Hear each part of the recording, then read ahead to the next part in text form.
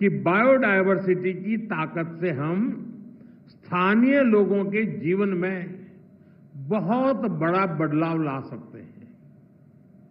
Local resources के इस्तेमाल से लोगों के लिए आजीविका के नए साधन बना सकते हैं। और जैसा उनका व्यक्तित्व था, अपने आइडियाज को वो जमीन पर उतारने में माहिर थे। अपने रिसर्च फाउंडेशन के द्वारा उन्होंने नई खोजों का लाभ किसानों तक पहुंचाने का निरंतर प्रयास किया। हमारे छोटे किसान, हमारे मछुआरे भाई बहन, हमारे ट्राइबल कम्युनिटी, इन सबको उनके प्रयासों से बहुत लाभ हुआ है। साथियों, आज मुझे इस बात की विशेष खुशी है कि प्रोफेसर स्वामीनाथन की विरासत को सम्मान देने के लिए MS Swaminathan award for food and peace शुरू हुआ है। ये इंटरनेशनल अवार्ड विकासशील देशों के उन व्यक्तियों को दिया जाएगा जिन्होंने फूड सिक्योरिटी की दिशा में बड़ा काम किया है। फूड एंड पीस, भोजन और शांति का रिश्ता जितना दार्शनिक है उतना ही प्रैक्टिकल भी है। हमारे यहां उपनिषदों में कहा गया है, अन्नम न निंद्यात् तद व्रतम, प्राणो वा अन्नम शरीरम अन्नादम, प्राणे शरीरम प्रतिष्ठितम। अर्थात हमें अन्न की, अनाज की अवहेलना या उपेक्षा नहीं करनी चाहिए। प्राण अर्थात जीवन अन्न ही है। इसलिए साथियों, अगर अन्न का संकट पैदा होता है तो जीवन का संकट पैदा होता है। और जब हजारों लाखों लोग के जीवन का संकट बढ़ता है तो वैश्विक अशांति भी स्वाभाविक है। इसलिए MS Swaminathan award for food and peace बहुत ही अहम है।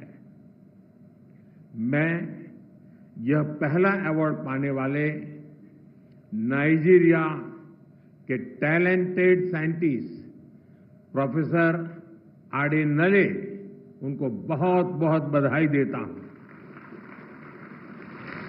साथियों, आज भारतीय कृषि जिस ऊंचाई पर है वो देखकर डॉक्टर स्वामीनाथन जहां भी होंगे उन्हें गर्व होता होगा। आज भारत दूध, दाल और जूट के प्रोडक्शन में नंबर 1 है। आज भारत चावल, गेहूं, कपास, फल और सब्जी के उत्पादन में नंबर 2 पर है। आज भारत दुनिया का दूसरा सबसे बड़ा फिश प्रोड्यूसर भी है।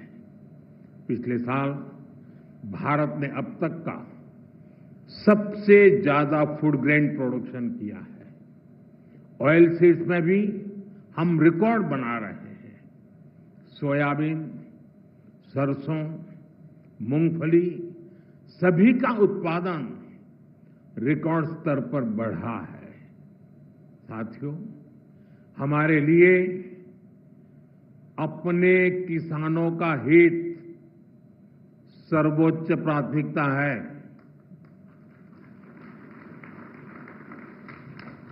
भारत अपने किसानों के, पशुपालकों के और मछुआरे भाई बहनों के हितों के साथ कभी भी समझौता नहीं करेगा।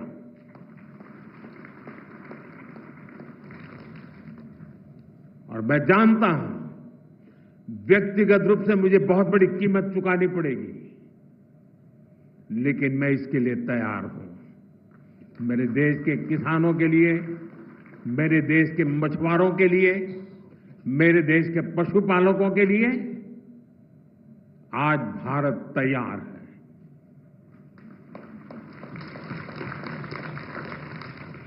किसानों की आय बढ़ाना, खेती पर खर्च कम करना, आय के नए स्रोत बनाना, इन लक्ष्यों पर हम लगातार काम कर रहे हैं। साथियों, हमारी सरकार ने किसानों की ताकत को देश की प्रगति का आधार माना है। इसलिए बीते वर्षों में जो नीतियां बनी, उनमें सिर्फ मदद नहीं थी, किसानों में भरोसा बढ़ाने का प्रयास भी था। पीएम किसान सम्मान निधि से मिलने वाली सीधी सहायता ने छोटे किसानों को आत्मबल दिया है। पीएम फसल बीमा योजना ने किसानों को जोखिम से सुरक्षा दी है। सिंचाई से जुड़ी समस्याओं को पीएम कृषि सिंचाई योजना के माध्यम से दूर किया गया है। 10,000 एफपीओ के निर्माण ने छोटे किसानों की संगठित शक्ति बढ़ाई है। कोऑपरेटिव्स और सेल्फ हेल्प ग्रुप्स को आर्थिक मदद ने ग्रामीण अर्थव्यवस्था को नई गति दी है। ई-नाम की वजह से किसानों को अपनी उपज बेचने की आसानी हुई है। पीएम किसान संपदा योजना ने नई फूड प्रोसेसिंग यूनिट्स, भंडारण के अभियान को भी गति दी है। हाल ही में पीएम धन धान्य योजना को भी मंजूरी दी गई है। इसके तहत उन 100 डिस्ट्रिक्ट को चुना गया है जहां खेती पिछड़ी रही। यहां सुविधाएं पहुंचाकर, किसानों को आर्थिक मदद देकर खेती में नया भरोसा पैदा किया जा रहा है। साथियों, 21वीं सदी का भारत विकसित होने के लिए पूरी जी जान से जुटा है और ये लक्ष्य हर वर्ग, हर प्रोफेशन के योगदान से ही हासिल होगा। डॉक्टर स्वामीनाथन से प्रेरणा लेते हुए अब देश के वैज्ञानिकों के पास एक बार फिर इतिहास रचने का मौका है। पिछली पीढ़ी के वैज्ञानिकों ने फूड सिक्योरिटी सुनिश्चित की। अब न्यूट्रिशनल सिक्योरिटी पर फोकस करने की आवश्यकता है। हमें बायो फोर्टिफाइड और न्यूट्रिशन से भरपूर फसलों को व्यापक स्तर पर बढ़ाना होगा ताकि लोगों का स्वास्थ्य बेहतर हो, केमिकल का उपयोग कम हो, नेचुरल फार्मिंग को बढ़ावा मिले। इसके लिए हमें अधिक तत्परता दिखानी होगी। साथियों, क्लाइमेट चेंज से जुड़ी चुनौतियों से आप भली भांति परिचित हैं। हमें क्लाइमेट रेजिलिएंट क्रॉप्स की ज्यादा से ज्यादा वैरायटीज को विकसित करना होगा।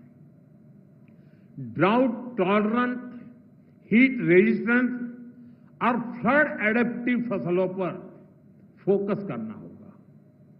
फसल चक्र कैसे बदला जाए, किस मिट्टी के लिए क्या उपयुक्त है, उस पर अधिक रिसर्च होनी चाहिए।